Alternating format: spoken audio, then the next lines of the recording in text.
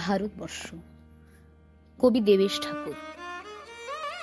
ভারতবর্ষ মানে কোনো আর্ট পেপারে আঁকা জল রঙের মানচিত্র নয়। ভারতবর্ষ মানে শুধু হর্ষবর্ধন কিংবা বাবরের বিজয় বার্তা নয়।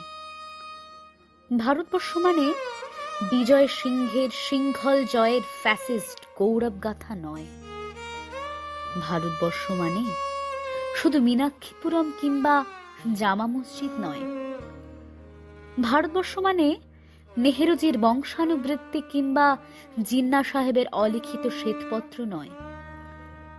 ভারতবর্ষ মানে এক ভালোবাসা, আমার, তোমার, শব্দের, সঙ্গীতের, জীবনের, আকাশের, মাটির। আমাদের প্রাইমারি স্কুলে কলুখা সাহেব সাদা দাড়ি, মাথায় ফ্রেজ, ড্রিল করাতেন আমাদের।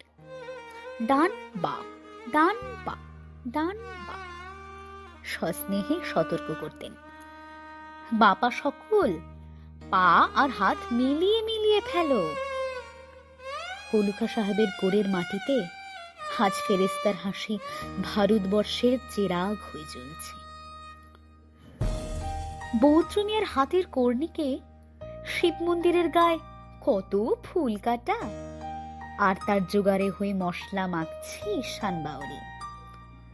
নিয়ামত শেখ আর গোকুল মাহাতো এক পাটাতনে ধান ঝাড়ে। সোনালী গোবিন্দ ভোগে খামারে ঠিকরে পড়ে সোনালী আলো।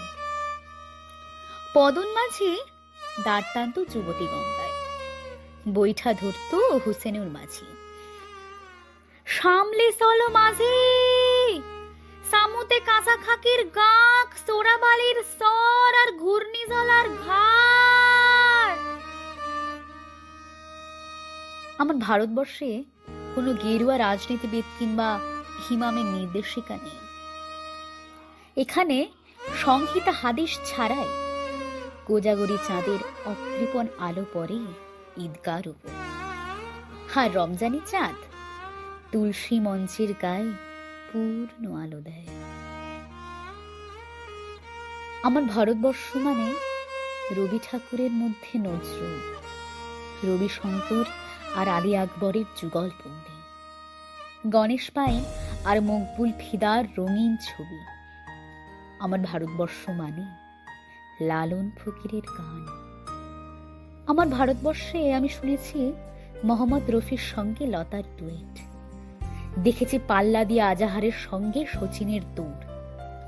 খেলার মাঠের প্রান্তে দাঁড়িয়ে শুনেছি নইমুদ্দিনের তদারকি চিৎকার, বিজয়ন, আকিল, কুলজিৎ, বাইচুং, মাঠটাকে আরো বড় করো। মাঠ দিন দিন ছোট হয়ে যাচ্ছে, মাঠটাকে আরো বড় করা দরকার।